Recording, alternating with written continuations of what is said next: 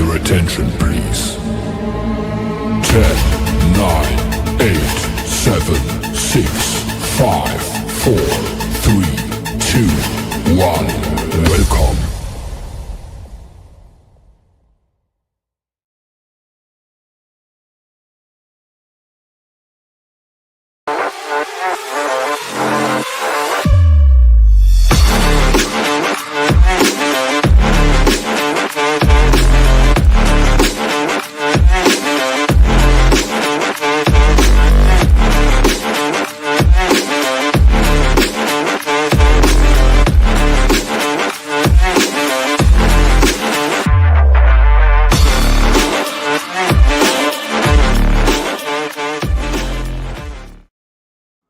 Well, hello, everybody. How are you on this wonderful Wednesday? I alliterated there. Wonderful Wednesday, just like Stan Lee would do. Damning dangerous Dennis is with me, and I'm the amazing, awesome, oh my God, I'm not even wearing my proper gear, astonishing Andy. Hello. It is sunny out today, which usually is the way it always is in North Carolina, but not for the past 2.5 weeks of doom and gloom and gray skies and misery. It felt like, ugh. But now it's finally sunny. Hopefully it stays that way. Dennis, how are you doing on this fine day? Man, it has been a busy week, but I'm doing wonderful. We had massive storms. We woke up to flood warnings this morning, flash flood warnings. It was amazing. My daughter's over getting ready for school, so she's swapping vehicles. And apparently out at her apartment complex, the thunder was so loud and it shook the place so much at 3 o'clock this morning. People's car alarms started going off out in the parking lot. So, wow, we had some real kickers. Yeah, it was flooding so bad that I remember you telling me that Susie was like, what do we need to grab from down here on the first floor? Because it might be flooding. You're like, what are you talking about? All the good stuff's on the second floor. My comics, it's on this. We're good. We're fine. We don't need to grab anything down here. There's nothing memorable. And she just started to cry, which she never does. Oh, was that a sneeze? God, it was. It came on like all of a sudden. Oh my God, hay fever. So yeah, you're on the second floor. You're good. You could get 8 feet of water, and you'd be like, house seems fine to me. It's when you start seeing it creep under the doorway behind you, you go, okay, now we're in trouble. Susie, get up here. We need to start moving books. That's right. So I'm a sharing kind of guy. I'm a sharing kind of guy, as Dennis knows, and you and the audience know. And, I went and, I had my 5-year colonoscopy a few weeks back. And if you missed it, I did show some pictures of the clean pipes, but they did pull something out of me, and they finally let me go pick it up today. And I took it out of the little plastic bag, cleaned it up, and I want to show what they pulled out of my colon. Is it a xenomorph? No, it's this. They pulled this out of my ass. It was up there packed full of the poo. You were sitting there shoving a football up your ass. That makes no, I wasn't shoving it. This is the rep, that's what represents the team. Look, you're even drinking it. Ew. That's right. God, and said we've got our fantasy football draft this Saturday. That's true. This is the year. Yep. It says every Cowboys fan every year for the last quarter century. So Courtney has her ESPN fantasy football magazine she got from the store. She's reading up. She's determined to kick butt. So nope. Courtney and I went to a vintage con over the weekend. It was mostly closed, but they had dealers with some stuff. And I took a picture of this, sent to Dennis, and said, do you have this? Do you want this? And he said, well, how much? And I said, well, it's $20, but I can negotiate down. And he goes, get it for 15. I'll take it. Got it for 15. And I just wish I could I wish you had the exact same one, because I would do this and then you could throw it into yourself and catch it. And we call that special effects. Oh yeah. That's right. So tomorrow I'll bring it to you at the movie. The reason I like that ball is if next time I get a chance to see some of the Packers, I like them to sign something. That's a nice white ball. It would probably sign pretty nice. So I thought, why not? Exactly. So that'll be fun. And let's see. Oh, outside of Dennis, does anyone drink pop? No, I drink soda. Wow. I don't drink soda. I'm kidding. I have a 12-pack of stupid Star Wars cans downstairs because they put the images from characters on them. And she wants, of course, Anakin, Hayden Christensen. But the best we could find so far is Darth Vader. And we had to buy a 12-pack of cans of Coke Zero. None of us drink that in this house. I drank one can so she could have an empty can. And I said, well, maybe I'll drink one a week. I know drinking soda is not good for you, but I actually, as stupid as it is, I did a deep dive on how much soda they really refer to as, no, drinking soda is bad. Okay, well, how much is that? And honestly, they were like talking a 6-pack or more a day. So then I'm like, so you're telling me if I just drink like one can of soda a day or just one a week? And it's like, yeah, that's fine. But I don't drink it. Yeah. Well, guys, we got people in there. Randy Hull was first, and look at him. Besides dropping links, I agree. Happy birthday, Billy Tucci. We love Billy. For those of you that are kind of new to the first time, there is my YouTube. Make sure at Dennis Turner you go there and subscribe to mine. There is Andy Smith's. Go to the Andy Smith Comic Artist on YouTube and subscribe. Paul Taylor's right there. Joe's in the house. Val, I am Val, my God, Val in forever. We hope you're okay. We were talking about you probably about a month ago, saying how we missed you. I am Val, glad. I thought you dropped off the face of the earth. I was like, my God, he doesn't live in this country. Was he in a country he got kidnapped? What happened? So I know. Well, he was in the middle of some stuff. So during our last campaign. So glad to see you're all right. We were actually a little worried about you. Joe, he's in there. JP Roca. There's Marcus, and Marcus will be dropping links. Amish Ninja. Let's just go down and flip through Joe. Andy got crushed last year. He had the Packers balls. LOL. Oh, we're not going to talk about the 49ers because this is a clean, friendly, family-friendly show. So we will keep those dirty words out of our mouths on this show. But anyway, we've got a few other torchbearers in One Slick. Hey, Turner Inc. Heck yeah. Go, brother. That's not somebody you actually know, is it? What's that? Turner Inc. Oh, okay. No, but it's well, I know you have a brother. I don't know if he's on YouTube and has a name. So no, my brother wouldn't watch this stuff unless we talk Star Trek. Then he would be all in. Oh, well, if that ever happens, then I won't be here and you'll be by yourself. So at the oh no. All right. Well, we've got a great guest, and we'll bring him in so we can talk a few things before we start talking campaigns. You guys know him. He's been on our channel before. You love him. He's been at some of the shows with us. Guys, welcome, Vaughn Coleman. How's it going, guys? Long time no see. You said we had a great guest, and I'm not running the stream, so I don't see the thumbnails below. So I was all excited. Hey, Vaughn. Yeah. No, I mean, there were budget cuts. You know, they were like, hey, we don't have a good room for a good guest. Dennis, like, all right, we're scraping the bottom of the barrel. You want to come? Yeah, it's like Stephen Colbert having Stephen Colbert show getting canceled. Then what does he do? He has Kamala Harris on. What? So, I didn't know that. I stopped paying attention to. I just remember we were like, his show got canceled, and I was like, that's still on air. Yeah, no, its last episode is May. So, I mean, it's not only his show. I mean, he tanked it so hard that CBS is like, you know what? We're getting rid of the late show anyhow. Just totally. We're not replacing you. The whole show is gone after, 40 years? Wasn't it a legacy show too? Like, wasn't it so? Yeah. So he destroyed it for everybody. Right. So he destroyed it for everybody? Yes. Yeah, they're getting rid of the whole show. Yep, the whole thing. That's horrible. Hey, Randy says, thanks to Elliot Rodriguez for hosting it's the Joe DNA Bernardo. Lads earlier today. That's right. Go check that out. We were on his show earlier today. It was a fun little show that we did. It was great. But go check it out.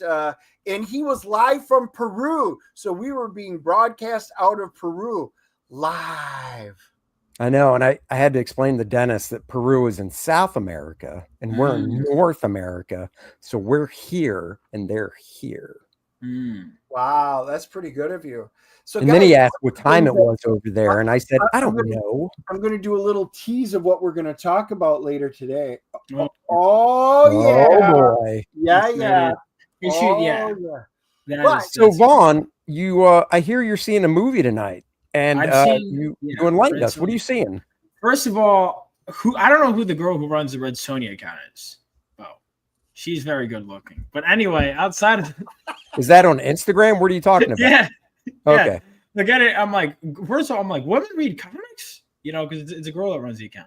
But anyway, the movie, they're like, it's only in theaters for one day. And I was like, am I doing anything today? I was like, oh, I could drive like an hour. Now, if the movie sucks, I'll be mildly annoyed. But if it's good, you know, that's nice. But it's going to be in theaters for one day in limited theaters, which doesn't bode well. But I'm hoping that that's just a limited thing. But yeah, it's going to be in like select theaters today. The trailer was one of the worst trailers I have literally ever seen in my life. Really? I thought it was good. Let's see. No, the trailer was awful. I looked at it going, no, don't do this to Red Sonja. Really? Marcus, real quick, Marcus said Vaughn's going on a date. Marcus, clean your ears out. He said he's going to a movie. You know you can buy just one ticket, Marcus. Yeah, come on, Marcus. I mean, the one guy in the theater. I am curious. So far there's at least two, because I told my friend, I'm like, hey man, no one else is seeing this movie. Do you want to see it? And he was like, okay. So, well, I did look. It is playing here at 7:40, and I think there's 3 people right now. Incredible. So Dennis and I could make 5. We'll have to talk after. Yeah. There you go. Here's the thing. I will. I'm not sponsored, but you know, if you guys want to give me a percentage of the sales for promoting Red Sonja official, they're not listening. I hear you. They don't listen here. I was gonna see maybe. I thought the trailer looked decent. Should we try to play it? Maybe what I'll do is I'll play it at double speed. I was just gonna say bounce it up to 1 1/4. They need the views, Dennis. Clearly, like how many views does it have? Does it say? I mean, I know it says so. Well, what's interesting? Well, this one, it's not. Is the original worth watching? I never watched it. I heard the Conan movies. I haven't seen the Conan movie yet, but I've heard that's worth watching. Oh, the first Conan movie is freaking fantastic. Yeah, the second one's good too. Conan's but are then great. Red Sonja is just kind of like it's like Superman 3 and 4, right. Except it's called Red Sonja because he does make an appearance in it. But wait, how bad? Hang on, is it been, like is 4 like 3 is bad, but like 4 is like what are you talking about now? Superman? Yeah.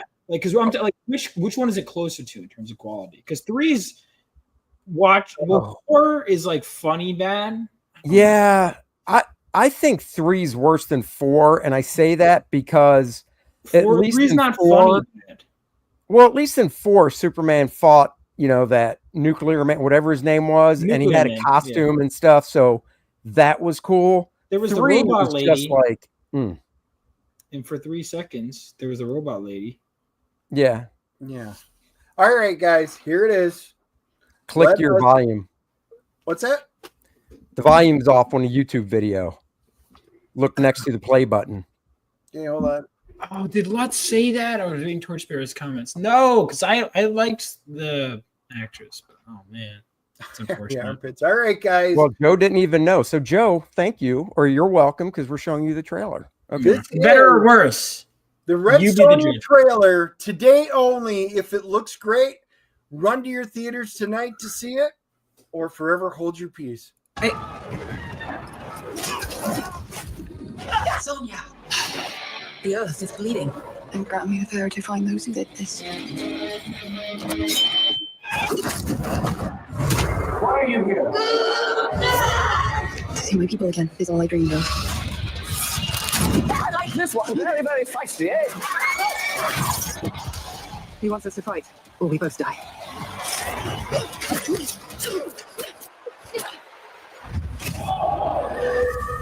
Someone has to make a stand. Nothing but death awaits us. I will do what damage I can. You know what, Red? You are quite the woman. You think that your gods can stop me from conquering the world beyond? It won't just be their kings who suffer. It will be every tribe, every people who defy him.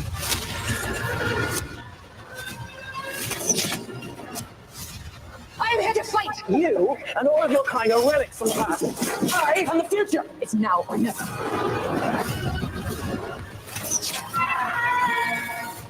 Do you choose death?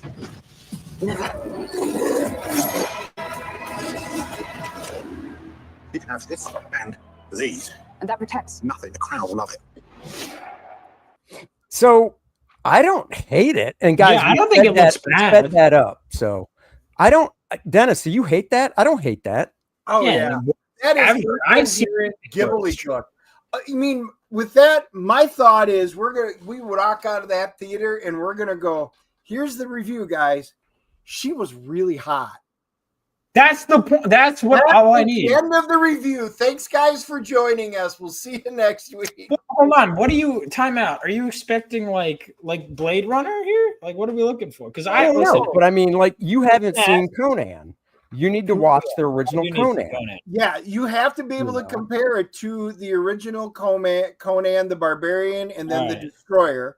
Watch that, and then there's also the Solomon Kane, and I don't know. All I right, don't so know. Conan We'll the see. Barbarian, I will have to because I do need to watch Conan, and the Destroyer said is worth watching too. Which one? The Yeah, trailer the Destroyer's is Red worth Vomit. Dennis, wouldn't you say the Destroyer is worth watching as well? Yes. Yeah. Hmm. All right. You know- Well, let's give you Vaughn. We're going to give you a comparison, and the viewers. This is the 1985 Red Sonja Let's see trailer. it. And I did speed this up as well. So, what did you do? Did you speed it up twice, Dennis? What Or is one and a she- quarter? Hang on, what is she? I did All it at right. You know what? 1.5. That wasn't bad. I'm going to speed this up to 1.5 as well, just for safety.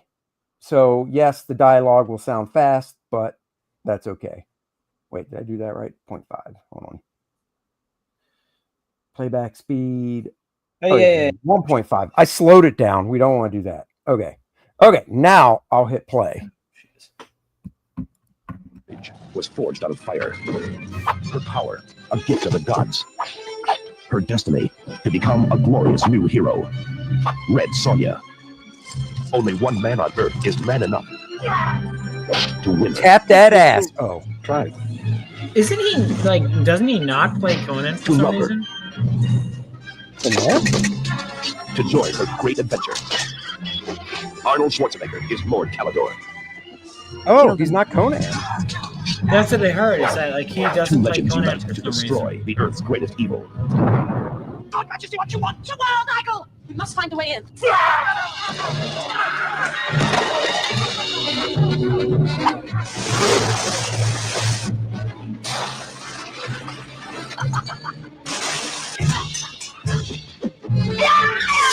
Your Highness learns first. I make it a rule never to take a woman unless she can beat me in a fair fight. Arnold Schwarzenegger. Why not? Brigitte Nielsen. A warrior. A woman. A magnificent new legend. I do love that. A warrior. A woman. I'm glad and they you're said more that young. because I didn't know. A warrior. A woman. I don't think it looks bad. I don't think Well, either. here's I think the it thing. looks on I par. haven't seen that movie. Oops. I gotta dump that. Hold on. Shut up. Okay. I did not know, and Dennis, I have a feeling you did because your memory's a lot better than mine. I did not know that Arnold Schwarzenegger didn't play Conan in that. And I've seen it, but I haven't seen it since 1985. So I just forgot, I guess. Did you Oh. recall that? Yeah, so Why is Arnold that the didn't case? play Conan, but This was, I'd have to look it up. No, Amish Ninja 1985. says Arnold was supposed to be Conan, but there were rights issues. Yeah. Well, it makes he sense. became the guy, Calidor, I think his name was, something like that. Yeah, yeah. It wasn't. He was a warrior, but I mean, for 1985, I mean, this was after the Conan movies, and I really enjoyed the first Conan. Was fantastic. Destroyer was decent. This was all right. I mean, I enjoyed the flick. I mean, it's Bridget Nielsen. I mean, Dude, come on. You think watching both these trailers now back to back, and Vaughn, of course, chime in. You really think that movie, that Bridget Nielsen Red Sonja trailer, looks better? That's what I'm saying. Than the other Red Sonja trailer. I'm not trying to. I know because to me they look just as good. Yeah, so I'm not like. Listen, I have no nostalgia. Maybe I haven't seen either. I'm just saying, going based on trailers, because you're like, oh, it's like night and day. I'm like, it looks about like on par. Hey, when I saw the trailer, I still said I want to see this movie. In fact, I'll go a step further. The newer Red Sonja, if we're talking the outfit, looks much closer than the original did. Oh, it does. And I don't even mind that they make that joke about her outfit. Yeah. Now Vaughn, I don't know if you know this. I'm looking on my shelf to see if I can find it real quick, but Dynamite put out a Red Sonja hardcover written by Roy Thomas. And it was in black and white, except for the blood was red, I think. Ooh. And they explain, and from what my friend that sent it to me told me, because I never ever heard of the explanation for her just wearing basically a metal chainmail bikini. And in that book, Roy Thomas basically explains it, and I'm paraphrasing, but he basically says, if you show up just wearing that, people are going to be like, this bitch is either crazy or she's a badass. See, I like that. And I was and I kind of thought of, and I know Vaughn, you probably haven't seen Eddie. Have you ever, you know who obviously Eddie Murphy is. Have you ever seen his stand-up special from the 80s called Raw? No. You have to watch it. It is the funniest. It's Eddie Murphy at his peak. And one of the bits he does is he's talking about getting into a fight. And all you got to do to win a fight, and Dennis, you'll remember this. He's like, all you got to do to win a fight, you just got to act crazy. If you act crazy, if you out crazy the person, they'll be like, damn, this motherfucker crazy. We can't fight him. That's what I liked about Red Sonja is everyone would underestimate her. Yeah. And then she would beat the crap out of them. I'll even say, I personally think the new one, and maybe it's just biased, I think it looks closer, at least to the comics I've read. Now, to be fair, I haven't read the old school Marvel. I've read some of the Dynamite stuff, a fair amount of it. But from what I've read, at least the visual look of the character, the new one looks better. I hear what you're saying. I think she's closer just because, Bridget Nielsen did have, long hair, but the way they had it up, it looks short. And she at looks least kind of her hair's quirky, down and everything. Because she's a good-looking chick, and it feels like the new one. I'm like, you guys could have done better. That's just me. We'll see. I hope it's good. I mean, I really did. I didn't know it was only going to be in theaters one day. How you feeling about tonight, Dennis? Yeah, putting you on the spot. How you feeling about tonight at 7:40?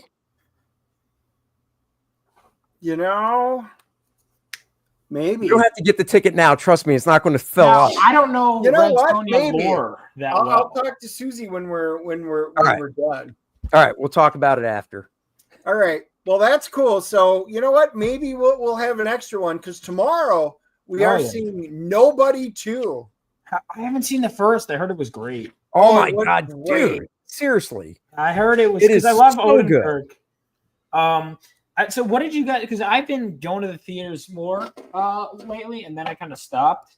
But there were like a couple weeks in a row where I'm like, oh, there's actually stuff I want to see. Because obviously I saw Superman. I saw the new, which I like the new Superman. I don't know if you guys liked it. I liked it. Dennis kind of took a dump on it, but that's okay. He doesn't know much. There is that one. I liked it because I had mixed thoughts. Which you're not allowed to have on the internet. The record. Hold on, Vaughn. To clear the record, because Andy sucks when he does this.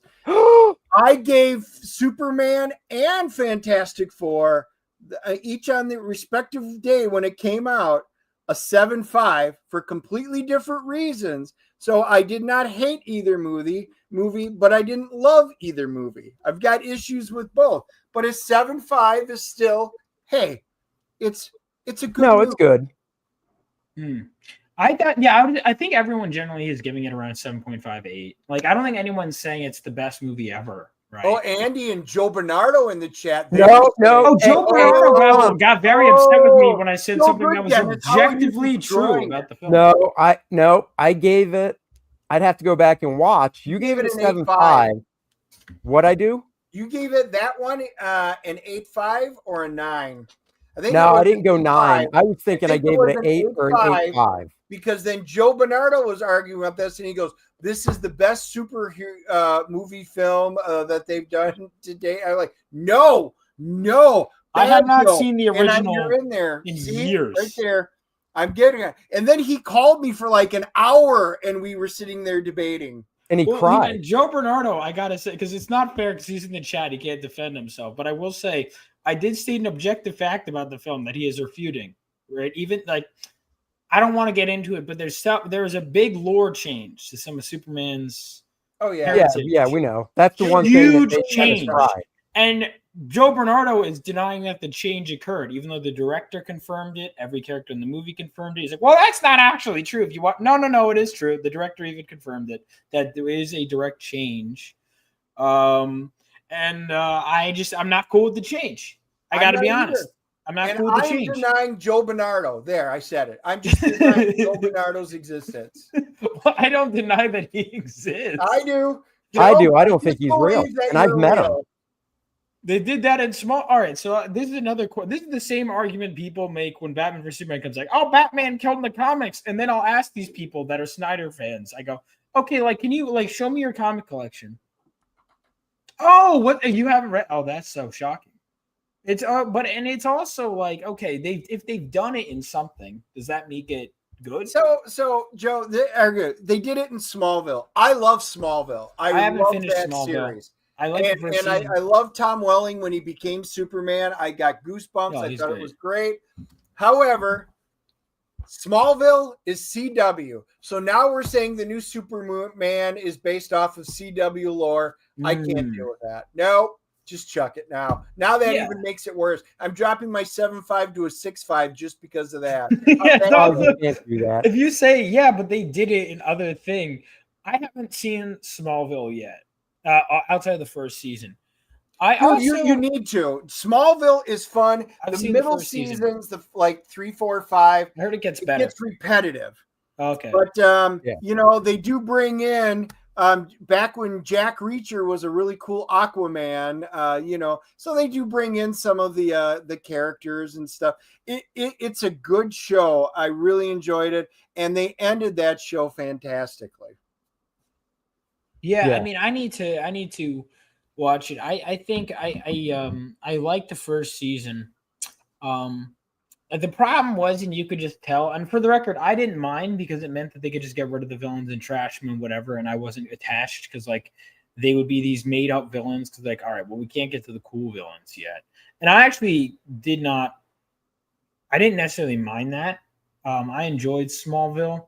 I think Lex is great in that show, too. Michael Rosenbaum is so good. Oh, he was fantastic. Which is why they had that Justice League episode, if you remember, where him and Flash switched bodies because he was the voice of Flash in the show. So he gets to play Lex and Flash, and I don't know. That was always fun. And he really is one of my favorite Lexes of all time. Yeah, the look too. He embodied it all. So, guys, one of the things that this week in history. Now, this might be a little old for some of you, but guess what came out this week? Oh, yeah. You heard me right, people. The premiere. I'm messing with you. Here, I'm going to move that over. The premiere of Josie and the Pussycats came out. Really? Another Hanna-Barbera classic. It is. I've never seen it. I don't even know if you've ever heard of it, Vaughn. I've heard of it, but I'll be honest. I was like, I mean, I don't think I'm the target demographic for Josie. Were you a fan of Scooby-Doo? Did you watch Is it? Scooby-Doo? Oh wait, is it for everyone? Because I thought it was just like a chick series, isn't that? No, No, not no. really. I don't know anything about this at all. Literally, apart from the name, could not. I know. I assume one of the characters' name is Josie. Yes. Otherwise, I could not tell you. I No, could guess the I don't plot. remember barely. I remember it, but not. Do they Yeah. solve mysteries? But What do they do? this wasn't the only thing that came out this week. One of my favorite movies from the entire decade also came out. Oh yeah! Oh, the beautiful original. Yeah, and I So have good. to say original because they remade it, unfortunately. I gotta confess, Red I saw the Dawn. remake first, and I did like, but then I watched the original, and I'm like, this is really good. The original is awesome. Yeah, that's good. The original is classic. I mean, look at that cast. Jennifer Grey, Leah Thompson at their peaks. Leah Thompson never looked more cute than she did right there in this movie. Yeah. Listen. And this predates all of us. The last important thing that came out this week. Uh-oh. And let me move the screen over. In 1939, that's right before Andy was born, Oh. The Wizard of Oz came out. Look at that. Oh, classic. The Cowardly Lion. Andy Smith is the Cowardly Oh, Lion. F you, buddy. I'm the Tin Man. Vaughn Coleman as Dorothy. Oh, There you go. That's messed up. That'd be very progressive. That'd be very progressive casting, I will say, for 1939. That would. I think they called that the I mean, Wiz when they made it progressive. Robbing women of roles is progressive, right?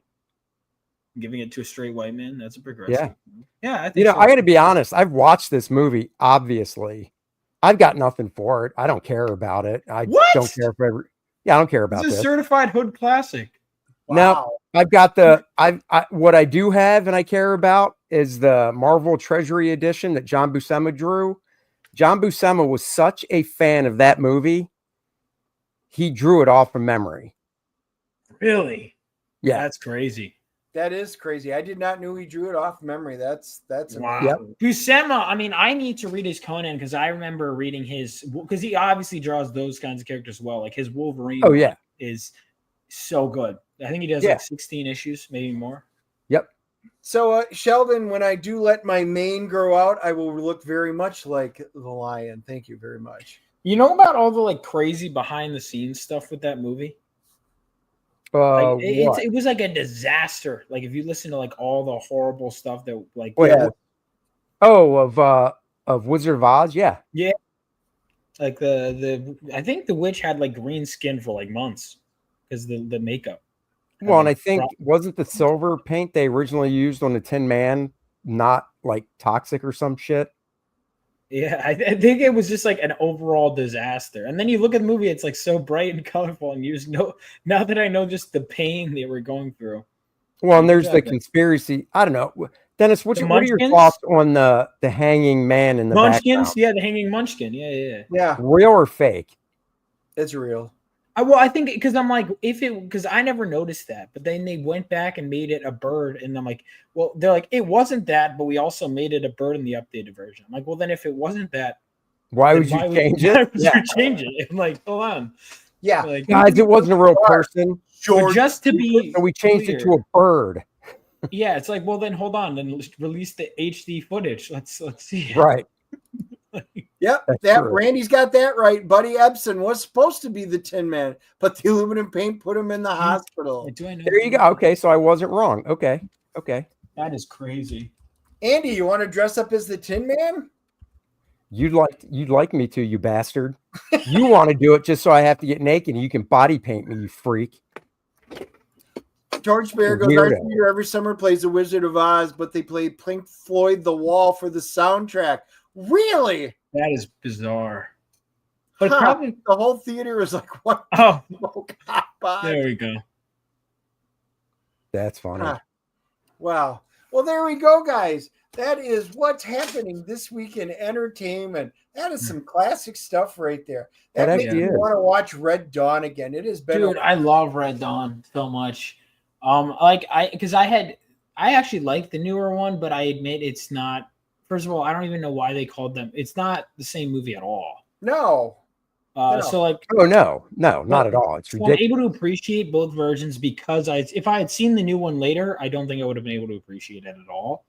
Right. But because the original is so good that I would be like, I think even down. First of all, the ending of the ending of the first movie, the remake. I remember watching it and I go, "What?" I was like, "Is there like that's it?" Because the movie just goes, "Oh, basically there will be an ending. We're gonna keep. What are you? You're not gonna end the story? What are you talking about?" Right. I don't know if you've seen it, but then the original. Oh my god, that ending is so like unforgettable. And It is. He's Patrick Swayze, the man himself, carrying his bro. Yeah, no, or even I think one of the scenes that'll always stick with me is the Cuban guy when he gets them and he just stops and he's like, I can't do this.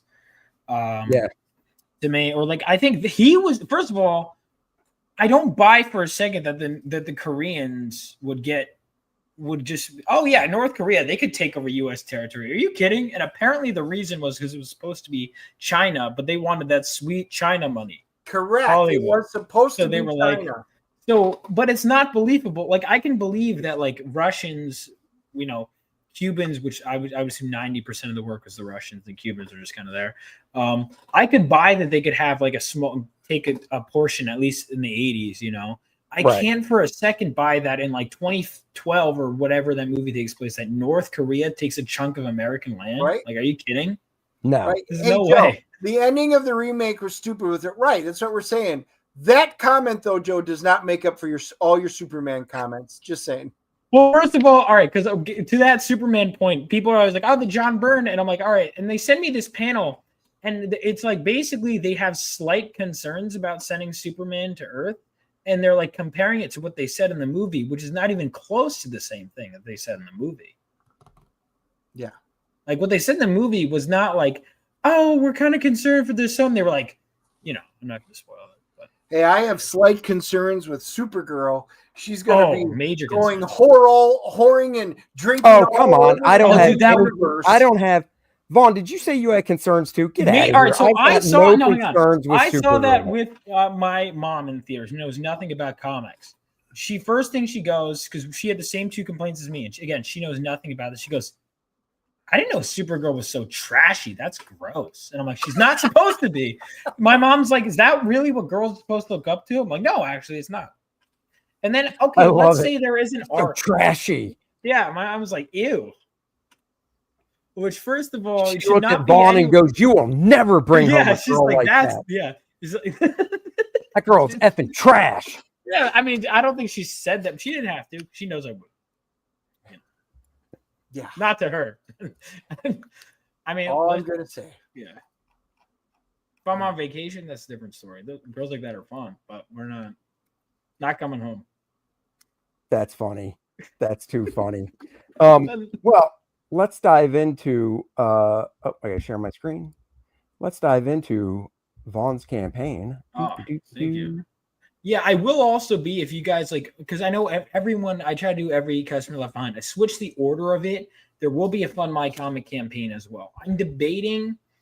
I don't know if I'm going to do Indiegogo because, to be honest, it's very much a lot of the same audience.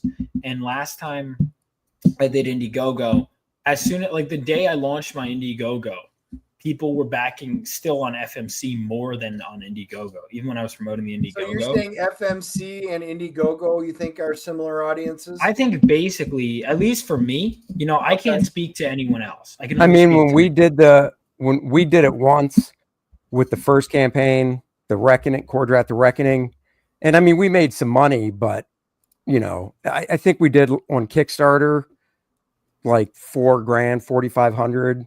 Yeah. And I know Graham, when he did Kickstarter for his last campaign that just ended last week, Escape from Monster Island, he did Kickstarter as well, and he did like 4,500. So, not even like 5% of is what, from the other campaigns. And here's what I think and what I realized, part of why I switched to it. And I and it's the tough thing is, especially when I like, people I'm doing business with, I'm like, I don't want to upset anybody, but like part of it was because I believe in no customer left behind, was Kickstarter. I would look into how do I boost the Kickstarter algorithm. The truth is they want a big launch. And I thought about it and I'm like, well, like the algorithm, if I bring my big launch there, because most people will generally don't care about platform. It's like there are people that do, and the stragglers matter, right?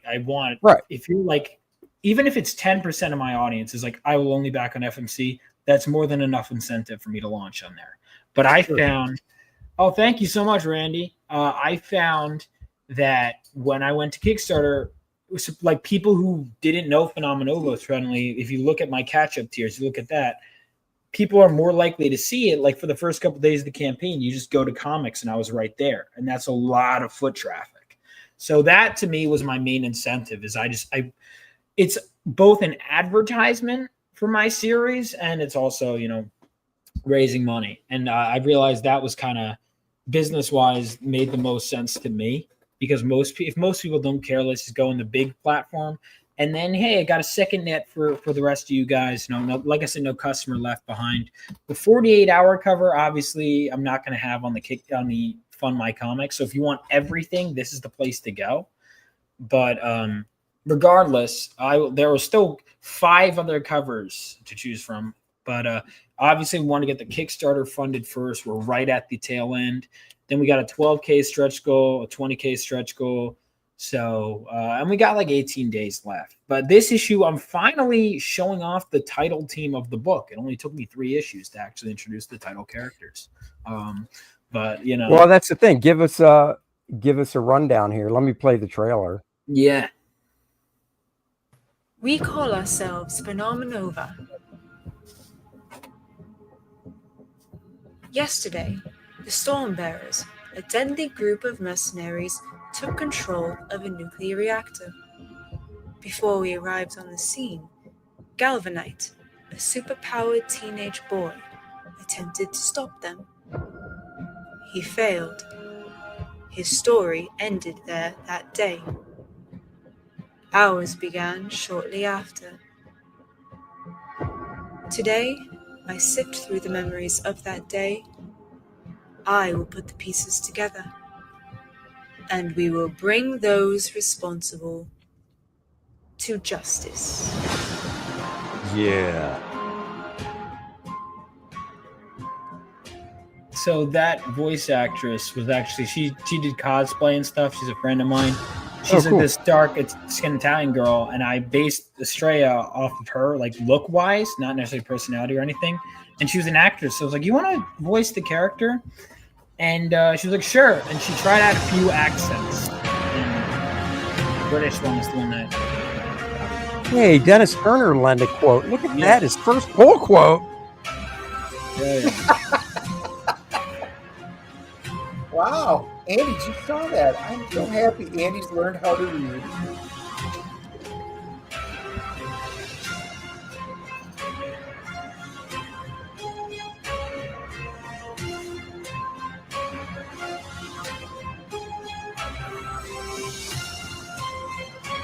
I should have her name in the trailer. She's probably missing a lot of free advertising. So. All right, her name. I'll write her name real quick. Just put the name on above the hospital bed where she's laying. But that's not her. No, the girl that's talking is the blind one. Oh, right. So okay, never mind then. Well, I guess that's also a good point, is because you have no reason to know how either of them sound because, What's going on, Kayla? I didn't know blind chicks could talk. That's pretty cool. Well, so here's why she. I thought they were all like Helen Keller. Well, so here's why she's not like Helen Keller. So she's deaf and blind, but she has psychometry, which means she can absorb information through physical contact. So through that is how she's able to see. She can absorb the memories and information of the world around her in real time by touching it. So that's how she can walk in a room and know. And if she really meditates and hones in, she can absorb memories. Now, the memories get fuzzier in time, which is why she likes to go, especially to crime scenes when they're fresh. So what we're seeing is simultaneously a prequel and not with this issue. In that, in issue 2, that character, Estrella, kind of absorbs some memories from Miles. And now she's coupling them with her own memories as well as memories from the reactor to kind of put the pieces together and figure out what happened. In the first issue, Miles rushes into this story that this reactor heist that he really has no context for because he's an idiot. He's like, yeah, I got superpowers. I could stop a heist at a nuclear reactor. And now there were consequences. And now we're figuring out, why did the villains get in the reactor? Who were these villains? What were they stealing? And then after Miles is frozen, we see the team arrive on the end. They have their conflict with the villains, and we're kind of putting the pieces together, but also showing off, the action. There's going to be a lot more fighting. I think this is by far my best issue in terms of my writing, and also, we finally have the title team, so it's a great jumping on point. Now I try to make catching up on my series as easy as possible in terms of whether you want digital or even if you want to just read this issue. It is new reader friendly, but my hope is that you'll be like, yeah, but I want to read the first two. So if you decide you only want to get issue 3, that's fine. I make every combination of rewards possible as best I can. So if you want like, hey, I want digital the first 2, but then like a physical copy, you can be. The only restriction is the 48-hour cover is mostly gone. The only way to get it now is if you back all 6 covers, then it's included in that bundle. Otherwise, it's gone. So that was the one thing. There was obviously day one. Let's just say, since we've got a new a listener, since YouTube recommended you, we are in the 3/4 part of the show. All the fun stuff that we did talking about movies and stuff like that, you need to watch this from the beginning because that's where all the fun stuff was. The history stuff going in and all the jokey stuff, that's in the front. We're now in the part where we're going over some of the campaigns, Vaughn's campaign right now, and then we'll talk a little bit about ours. But that's how we do it, guys. Normally, if you are new to the channel, we start out with some light-hearted fun and banter, and we always have great guests. And, if they're new, we find out about their history and stuff. Yep. And then we move into some of the campaign stuff. So anyway, guys, like and subscribe. That's what we want to do. Grow these channels. We're having a blast. That's right. A lot of fun. No, I mean, that's the best way to do it. Often I found, even just from a creative standpoint, if you just go straight into shilling, it bores the audience and it bores you too, so I appreciate it. Yeah, it's different if we've got a guest who we've never seen and you got to find out their history. We have so many cool guests that have some of the most amazing backgrounds that you'd never know, and that's fine. But man, you've been on the show, so it is more fun to talk about the shows that we do when we see you at some of the conventions. Oh yeah, Heroes is fun. We always have, and this is all about comics and nerd stuff. And we have a great audience that participates all the time. So, love it. We got a couple hundred of you on right now live between YouTube, X, and on Rumble. So, for those of you on YouTube and Rumble, you can put your chats in and they'll pop up and we can show them. X, you can't. But in X, if you're looking for campaign information, our incredible wrenches, leave all the links in the comments down below. Thank you. Yeah, no, it really is great. Thank you, guys. Yeah, no, this is great. And I know I always love hanging with you guys. I'm trying to put my convention list because I really want to go harder on the convention scene, especially next year, especially now that I'll have this out. Because I'm hoping to have this done by the end of the year. I got my inks in for page 19. Cool. So this issue is 43 pages. I will have more consistent page counts going forward, but basically I was like, I wanted a giant size first issue. This one was second. 28 pages was originally what this is going to be, which was going to be my standard. But I'm introducing so many characters. And I was like, you know what? Let my artist flex his muscles a bit. He loves Jim Lee, and it's like, I wanted to kind of give him more room for drawing all these characters in action. And I was like, you know what, let's give him some more. And also I added, every time I thought, all right, I'm done, my editor would be like, well, bump this up a bit. And that would lead to more. And every time I thought, okay, this is perfect, I would bump it up a bit more. So I think this is writing wise my best, art wise is going to be the best. Like I think in general, This is going to be my best issue, is my hope. But that's my hope with every issue. But, Sure. No, I think it looks cool. The covers look great. Oh yeah, I do like this cover a lot. Oh, with the Vivacity one, yeah, that was her first. Something about it's just nice, you know. She I don't know, it's cool. Yeah, thanks, Marcus. Yeah, that was her first published work, and I'll tell you, I have to look at it. I've been so busy. I swear I won't hear anything from my artists, and then because I have multiple projects, and then all at once is when they decide to send me their stuff to go through when I'm about to go to a movie. So that happens. So she was my original artist way back when it was called The Vortex, and then it changed to Living Legends. And this was one of the first characters she designed that we were always going to use, Vivacity. She had other designs, but this was one that we kept her original design. And I'm like, now that the character is finally making her debut in issue 3, because she had to leave, I'm like, she's now has free time. I was like, do you want to do this? She's like, yeah. So this is her first actual published work, and we liked it. She's like, I want to do more. And I was like, great. So I think we are going to do a spin-off origin story book with this character, with her drawing it. That's cool. Is our plan. That is. And it's good to hear that, because she's always like, oh, it's my first published work. I don't know, blah, blah, blah. So to hear a professional say that, I'll let her know, Yeah, it looks good. So she basically had 2 color schemes, and I was like, screw it. We're making them both covers. Give me more. Sure. I was like, I'm making one of them 48 hours though. So right. Oh, that's cool. So yeah, she had 2 color schemes we were working with. And yeah. No, that's cool. That's very cool. Oh yeah, back to Vanillith as well. I heard these guys do good work. These 2.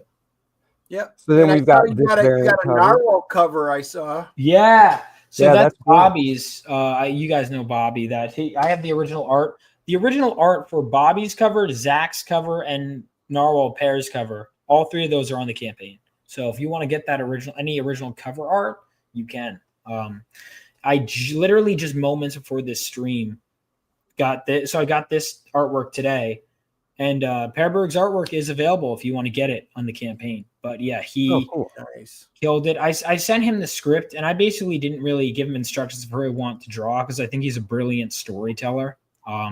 And so I just said, read the script, draw. What do you think is cool? And I just thought he's going to do this. And he comes up with this moment of just the villains grappling up. And I was like, oh my God, that's awesome. And then he adds all these, visually, his stuff. I remember at first, honestly, and I've told him this, I wasn't crazy about his art when I first saw it. And the more I read his work, I'm like, this guy's a genius, down to his pacing, Earthbound, his comedic timing too. The way he, the angles he'll choose are just so different, than what most artists I think would do. Yeah. And I loved it. I love seeing my friends and just artists I like bring my characters to life. Yep. It is cool. Well, it was Nosferatu. I think that was the first thing of his that I got. I did pick up his Vatican City stuff that he put out, which was really cool. But that Nosferatu, I thought he was masterful in both the storytelling and then what he did through the artwork. I need to I've had that for so long, because I got it shortly after. You haven't read it? I know. Hasn't seen Conan, hasn't seen Eddie Murphy's Raw, hasn't seen the original Red Sonja. Listen, I'm honest though. I don't pretend. Hasn't seen a naked woman. I mean, Jesus, there's so many things one needs to experience in life. I agree, but one of the things I will say though is credit. I've met people that will just nod in agreement and pretend they know stuff at nerd conventions. I'm like, and then I'll say, so what did you think of that? And yeah, I liked it. I'm like, you haven't read that? And no. I'm like, what? You can just say when I'm ignorant about something, I'm like, I don't know. No, I hear you. So real quick, especially nerd cosplay girls will be like, yeah, I love this character, and I'll be like, who created that character? I don't know. Oh, here we go. Let's see, Kayla. I haven't backed Lilith yet, but will be. I enjoyed Cordrath. I'm always looking for books that give me that Savage Sword, heavy metal, epic magazine feel. Thank you so much, Kayla. Really appreciate it, and you will not be let down. All right, so we've got the main cover by the main artist there, the main man, Philip Cruz. Oh, yeah. That's cool. Nice team shot and stuff. Mm-hmm. And then we've got Bobby Crucifix. Did I do that right? Chrysophilis, I think. Chrysophilis. There we go. Bobby Chrysophilis. Yeah. This looks like it was done just in pencil. Is that correct? Pencils, inks, charcoal. He used a Oh, bunch. So okay. that is a black and white. Yeah, that's cool. You know, I think that one is just we went through and we were considering coloring it. We ended up keeping it in black and white because I don't know, something about it. We just no, it's striking that way, and it definitely stands out. So yeah. And then we've got the variant cover by art by Vivacity co-creator Adriana Brown. So is that a book she does then, I guess? Or? No, Vivacity is the name of the character. Oh, I'm sorry, Vivacity. Oh, and she helped cook. Got it. You said yeah, that. so she originally designed the so that's why. Yeah. Yeah, no, that's cool. I should clarify that though, because other people are going to be like, I want more of it. I'm like, no, this is it. This is the character. But there will be my hopes is to do Phenomenova Origins Vivacity as well. It wouldn't. Well, you know what you could always do, as kind of like a teaser origin, and I love that the way DC did this in the back of this goes back years when they were doing 52, the first weekly series they did. At the end of every issue, they did a 2-page origin of characters. I mean, and everybody, the like annuals, Superman, Batman. And I just thought it was so cool. And then they collected them all in a trade paperback, but they were drawn by different artists. And I don't know. I thought they were just so cool to compact a character's origin into like 2 pages. And they all had kind of the same layout and stuff. It was cool. So it's something to think about. Yeah. No, I mean, I've considered, so I know, I will say like because I've written the first 8 issues. When I do those kinds of things, I don't want to interrupt the story. So like issue 4 dives into her origin story. Right. But I was like, well, you know, I could always tell more. But you do, so you get everything you need. And then ultimately, like if people want to go back and do a mini series or a graphic novel or a single issue that dives into it further, we can do that. But I don't like withholding information for the sake of it. You know what I mean? I don't want reading, like one of the problems I think when series get too big is they'll make like reading a chore where it's like, all right, now I have to read this 10th mini series for this one side character. Right. Because, you know, and it's like, I don't want to do that to people. No, I hear you. But I've considered that. Like that's a good idea though. I would consider that. Yeah. Just at the end of the book.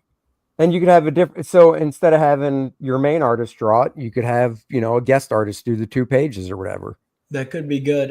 Maybe that's because I know I'm holding off for now because I want your first, at least if you're reading Phenomenova, your first exposure to Origin to be in issue 4. Right. And then if you're like, hey, I want more of this, then there you go. Yeah. And then we've got a cover by Zachary. Pronounce his last name so I don't F it up. Marois. I'll get artists with easier names. He's a great guy, and I like his art. That's cool. Yeah. Isn't Zach a brand new papa? Not brand new. The kid's 2 years old. No, I thought he put. Oh wait, I was confused when I saw he posted that. I'm like, why? The kid is 2 years. I was confused. Oh, okay, I thought he had another one. Yeah, so did I. Well, that's why I was confused. I'm like, where did this kid spawn in from? I was just hanging out with him the other day. It takes 9 months. What the hell? And then, like you said, Per Berg's cover there, which is very cool. Of course, always stylized. I mean, you're right. His use of camera angles and the stuff and just the way he draws, it's very kinetic and it's abstract, but you can still see what's going on clearly, even though the drawing is kind of abstract and just a very unique style. So, yeah. And then that was so this 48 hours down, right? It's done. It's down unless you back all 6 covers. That is the only way you can get it. So if you want that one, you have to get all of them. And then that is the back cover for everything. Yeah, so grayscale back cover. Yeah, so basically, I've been doing this with every issue. I have grayscale back cover, and Bobby decided to do a front cover this time, and I said, all right. And I had wanted her to do a front cover with Vivacity, and this is one of the thumbnails she did. And I said, I really like this, but a girl in a hospital on the front cover is not very exciting. Yeah, that's not the one. Yeah. Yep. But this would be a great grayscale back cover. Can we do it? It is. I mean, here's your number 2. So for those of you that didn't know, I had read his number 2. I loved it as well. But, you know, he grayscaled each of them, and this was his grayscale back cover for issue number 2. Yeah. You got you. Yeah, no, that cover art also, the issue 2 back cover, is available in the campaign as well. So we have like 4 pieces of original artwork that are available. And, no one backs, but I like to throw them out as options. Hi, Katie. Katie. Randy says 4 backers for Vaughn. Bend over to receive your DNA bump. DNA bump. There you go. Know it. I know, Brandon. Yeah. All right. Thank you, guys. Yeah, we're at 190. I think that I like the interiors. Like I said, if I didn't like what it looked like, I wouldn't back it. I think it looks cool, and I like the story and stuff. So, you put together a good looking book there. Thank you. I also lowered the shipping this time around.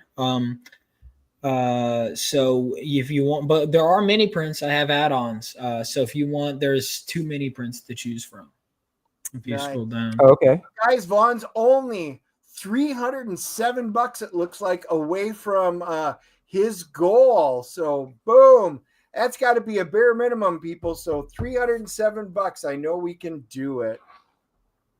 So there we go. So if you go down real quick to that one. So because I was like, I want a mini print of the heroes with because I operate with deadlines, and my artist likes to draw in sequential order.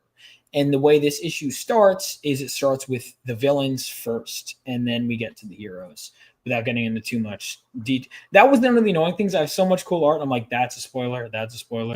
So then what size are these? These, I want to say, I think I'm going to do because they're going to be small enough to fit in the package with it. So 7 by 10.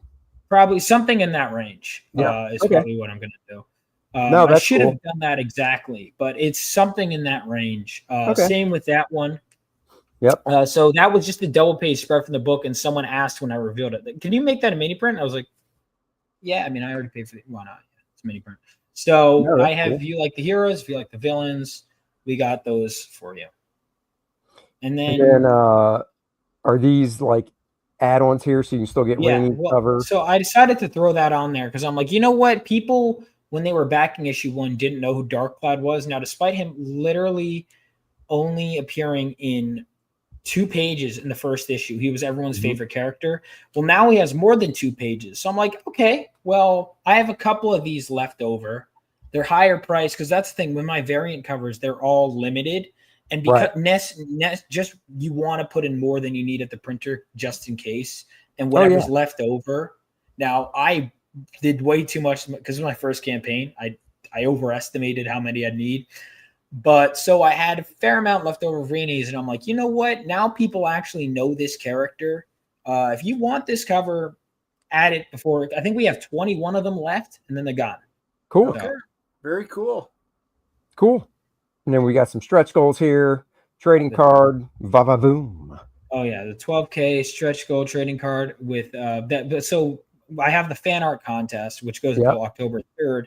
So the way this works is Estrella is basically, so like we have this one. Also, this was done by the 2-time fan art contest winner. So if you want to beat him, you can. And also know that, hey, when you win a fan art contest, or even if you submit, I do keep note of that when I'm always shopping around for talent. So sure. Yeah. Cool. That is. And training trading card if we get there. Oh yeah. That's a nice piece. Yeah. So like that is if we get there. And then 30K is a stretch. So I'm like, what if I see us getting closer to there, then I'll pay someone to do that. But I'm like, you know what? Let's just focus on getting this book done. Oh yeah. So, and then we have those pieces of art. So we have Per Berg's cover, we have Zach's cover, we have Bobby's cover, and Bobby's back cover for issue 2, all of which you can buy right now in the campaign. Cool. And then we'll just go through the tiers real quick. So of course we've got the physical catch-up tier. Get volumes 1, 2, and 3 for $45, and it looks like they're all the main covers, I assume. Yeah. Okay. Cool. Do that. Of course, you've got the digital Phenomenova issue 3 for $5. Get it delivered right to your door, or right to your inbox, I should say. and you can read it anywhere.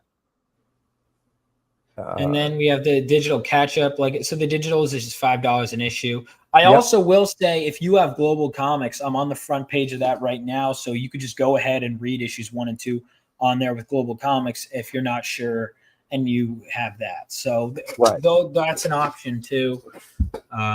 Cool. Let's see. And then the main cover, $15. And then, and I did back it, but Thank you. changed my mind and did the chick cover here. So okay. Hey, we've got 250 of you guys watching right now. So make sure you have subscribed. You should check out Vaughn. Make sure you subscribe to his YouTube and Andy's and my YouTube channels.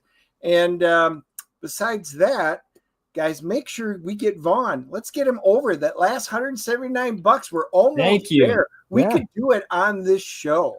We can't. No, I appreciate it. This has been great. And the more, like I said, what I do is like I always reward it. So because we're hitting it early, that also means a higher chance of people pouring in. And then the further I get, the faster we can move from here to issue 4. You know, because I like to be further along. Like I wish normally I'm further along into the book itself when I launch than this time. But now, right now, I'm about halfway through the inks. My artist is there, so we're about cool. So we've got all the variant covers here, $15. Very good. Let's see, getting down. There's that, and then we've got all the covers for $90. That's a good deal right there. Get them all. Read one that you really love, and then save the rest for collecting. All 3 covers in the mini prints, $100. That's cool. Catch up and all 3 covers, $120. Nice. Mm-hmm. And retail. If you're a retailer, you know. Also, if you're like, hey, because I put the default amount was 5 of each, but if you're like, hey, I want different quantities, I got my email right there. You can sort it out. Whatever. There you go. If you're a single lady and you like what you see, there's his email. Just saying. A girl asked me out over email, probably going straight to spam. Oh, so judgmental. Everything tier, beautiful. And now we get into the original art. So we've got the one cover for 300, Chrysippus for 300. Not bad for original art. Stormbearers original, $450, not bad at all. VIP tier, 500. Yeah. 5 of every cover, 5 of the day 1 trading card, 5 of each. If we get more, more stretch goals, that's another thing too. Obviously, the more people back, the better rewards for everyone that has backed. So let's say we unlock another trading card. That means everyone gets 1, but the people back the VIP, they get 5 of them. Sure. That's cool. And then the back, or not the back cover, this is the other variant cover, all in pencil, looking great, $500. And per Berg's cover, 500, which could be a steal. That man is moving up, working for Mark Miller and stuff. You might want to grab that one now. Yeah, I just put it on there, so who knows? I don't even think I've posted about it. And then all gone for an 8-hour cover, unless you get the all 6 covers, and then you can still get it. So dude, that's really cool. I'll just refresh, just even though Randy's been popping it. It's always nice to see. So refresh back to the top. 7821, 191 backers, 18 days to go. You got 18 days. I have no fear.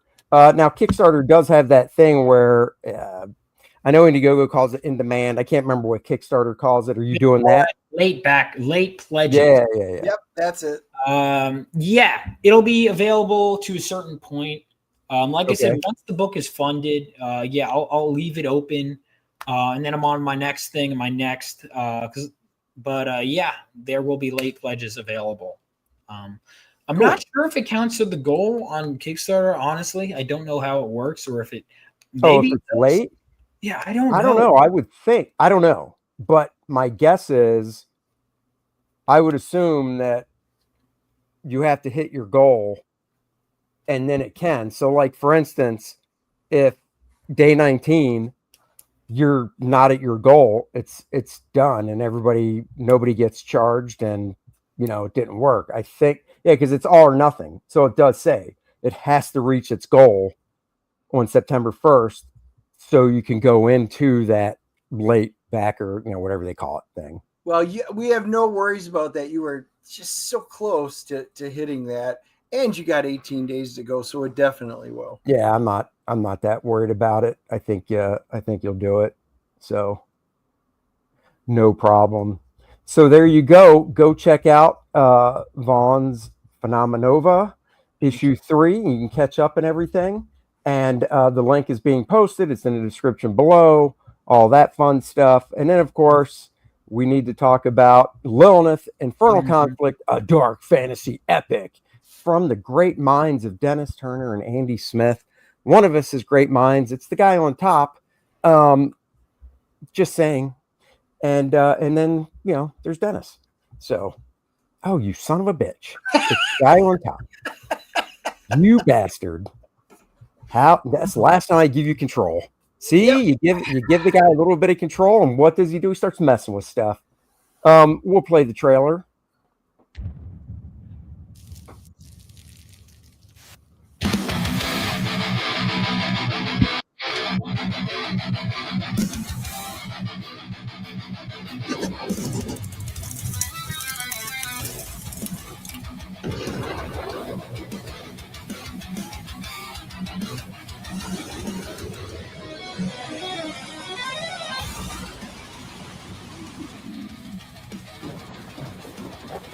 He's all right. I mean, Dennis is God's gift. God's got a weird sense of humor.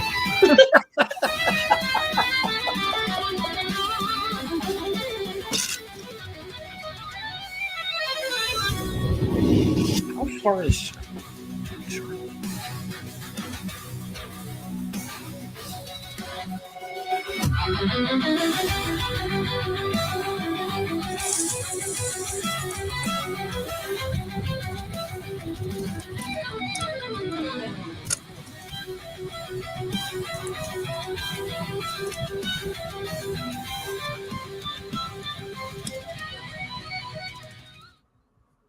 There you go, guys. Go check out Lilith Infernal Conflict as we venture into the 123rd layer of the abyss, Clemenceria. Lilith returns home to report back to her queen with new information from the Shattered Reach. But what we all want to know is, how did Lilith get to be assigned to the Shattered Reach in the first place? This is the story of how a new threat emerged. Vixarion, ruler of Layer 124, sought to enslave their female cousins. Lilith's mission is clear: infiltrate, assassinate, and destroy the heart of Vixarion's power before he consumes all.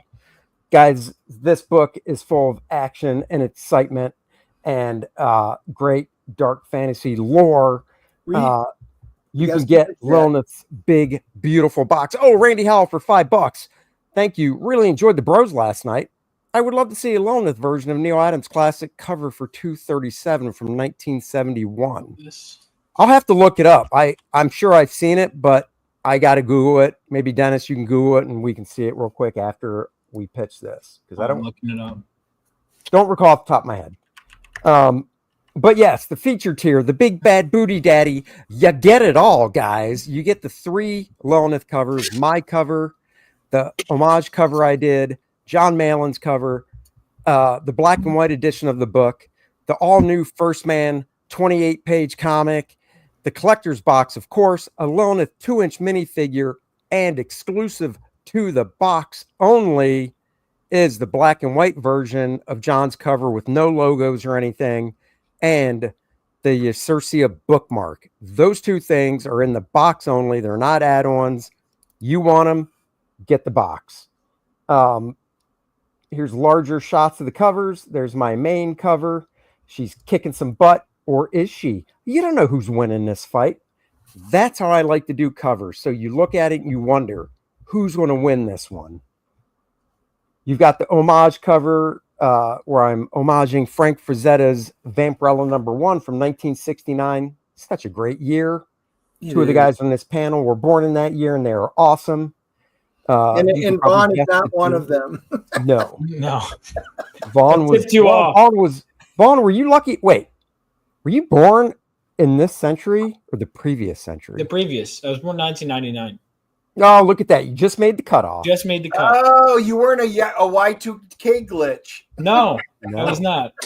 Oh, wait, that would explain why my generation's so messed up, actually. It is. Probably. It's a glitch. That really Thank you would. very much, Kayla.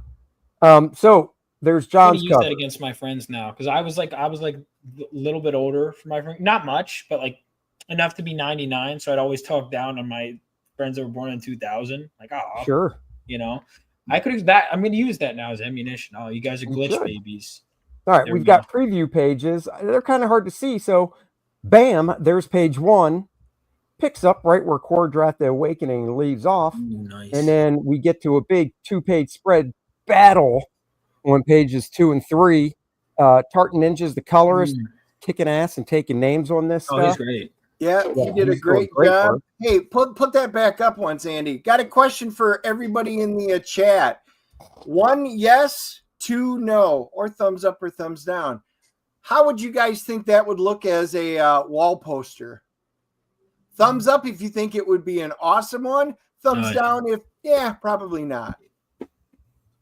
Love to see what you guys have to say. That's right. Let us know. After that, kind of hard to see, but we're doing Lilith Infernal Conflict exclusive retro newsprint edition. The whole book printed on newsprint, stapled, not square bound. The color is flatter. We're really going for that mid 1970s classic comic book feel. As you can see with the cover, I kind of made it look a little messed up and stuff. And the colors on the inside are totally different to reflect the time period this book would have come out in the 70s. So there you go. That is limited to 150. Only 100 are available on the campaign. Signed, numbered. So what are the other 50 going? Conventions? Yep. Conventions, and I want one, of course. Dennis wants one. Yeah.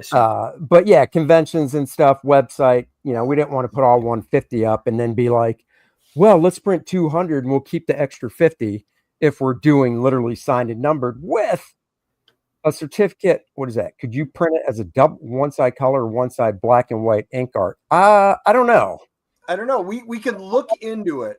And honestly, you can do anything, but then the cost obviously changes if it's I was going to say, you either have to charge more. Can do 2-sided printing, but it's exponentially more expensive. Yeah. Here is the certificate of authenticity, debuted for it's on the campaign, but it's really small. But this is it. I designed it. It's going to be printed on really nice paper. We're going to get one of those, embossing stamps for the astonishing logo up in the right-hand corner and stamp it there. And this will be, 5.5 by 8.5 certificate of authenticity that will have an authorized signature and the number of the book that you get. So check that. That's cool. We've got the Core Draft calendar, which does ship in December of this year. So you guys will get it for January next year. Went through, pulled some of the coolest art from Core Draft books and put special dates down for birthdays and Shattered Reach holidays and stuff. And we think you guys will enjoy this. And if you hang it on your wall at work, people are just going to come by and be like, that is the freaking coolest thing I've ever seen. We're going to get one. So, and there's only 40. So get on it now. Get on it now. And The Lilith mini that newsprint, I just had to look. We've already sold 55, so there's only 45 left already. Oh, yeah.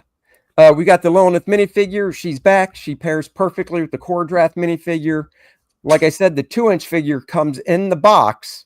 So that you automatically get. And guys, that box is discounted from retail value $170, and we're selling it for $140. Lilith's design would make a cool bottle opener for wings. I know. I like the idea. Yeah. So you can get the 2-inch or 5-inch, and the core draft 2-inch and 5-inch figures are also available as add-ons. So check that out. And then also in the box and as an add-on, I'm trying to think.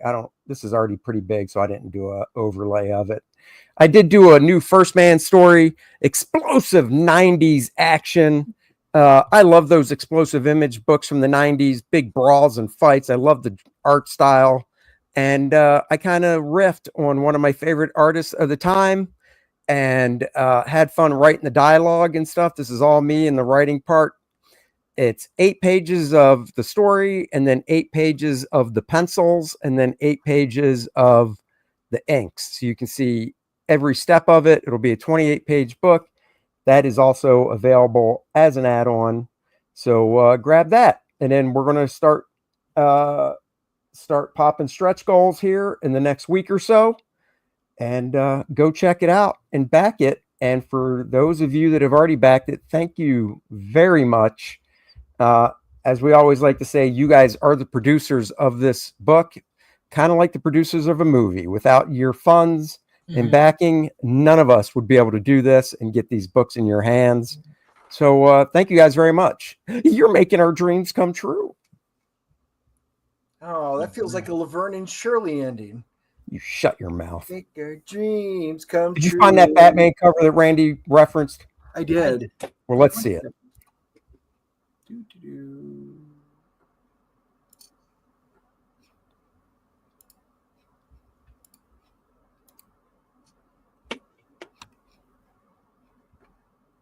I gotta be honest, I'm not seeing it because for Lilith, where are you picturing Batman as Lilith? And then that's what I was curious too. I think it's the bad cover. Yeah.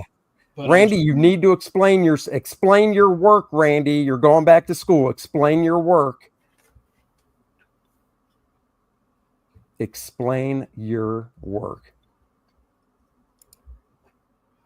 Because I got to be honest, not really. I like the cover. Yeah, it's a great cover, but Lilith would be Batman. Robin. Oh, Batman is Lilith. The purple girl is Robin. Okay, yeah. That's one of her buddies. So is the other chick that has gray skin and the whip. So then I guess the big devil or dead guy, Death, is the Reaper. I mean, I can kind of see it, but to me, a true homage is keeping the poses. Right. And, Lilith's pose as Batman I could make work. Obviously the Reaper guy is Vexarion would look cool because he's a big buff dude. But if I was going to do a chick in the foreground for Robin, I would want to change the pose so you could actually see her body more. But I'm so OCD about homage covers that I would really want to stick to the composition, figures, and everything as close as possible. So I don't know. I'd have to think about that. So, but we always appreciate all of the suggestions. Yeah, totally. So guys, thank you for joining us today. And you've got 6 minutes to prepare for the Graybeards with, and I know Randy wants the Batman logo from that specific time period, like Lilith. So the bat take out, maybe put Lilith's face where the little bat head is in it, and then have Lilith take up the shape, which could be cool. That would be cool. I would be curious. That I could talk to my buddy Steve about. Huh? I said I just saw the link. You guys are doing Alan Davis. Well, I'm not on it. They are. Okay. Yeah. No, those guys are. I guess it was. I don't know if that means characters he created. Do they have a guest star? What's that? Do they have a guest star this week? I didn't see anything. No, I don't think so. Okay. I'm not sure if that means they're drawing characters these people created, or if they're doing the best riff of the artist style, because it was Alan Davis, Brian Boland, and I'm blanking on the third person. So, all right, Heavy Metal 54. All right. Let's see who can do it faster, me or Dennis. All right, then Dennis is known to be really fast, so he'll probably win.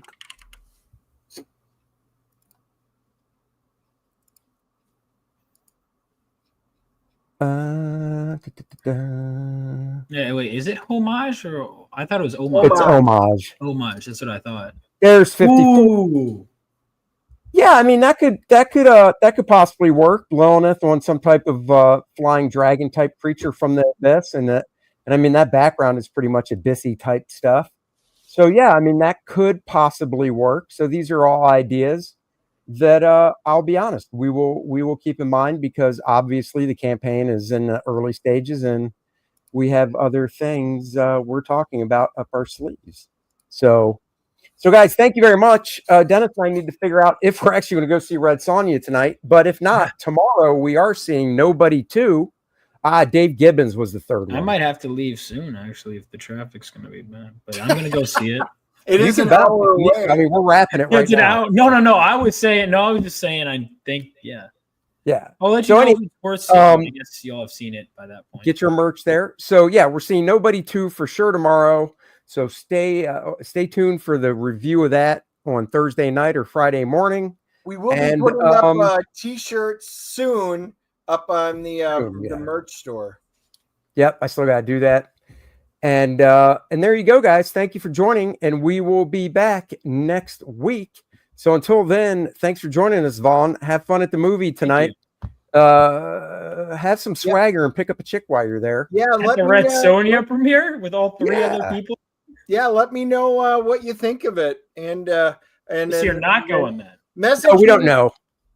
We'll talk about it. And then DM me, and then we'll let you know if we saw it or not. There you go. You really made that trailer sound like it's not a bad trailer. It's not. Yeah, I don't know why we were, because I felt like I was going crazy. I'm like, I like that. No, Dennis likes to gaslight people. He does it all. The fact that you and Andy both like that trailer, that is not saying, Vaughn, you're in good company. Vaughn, Dennis has been married for over 30 years. It's because he's so good at gaslighting his wife that he's the person. You won't even watch E.T.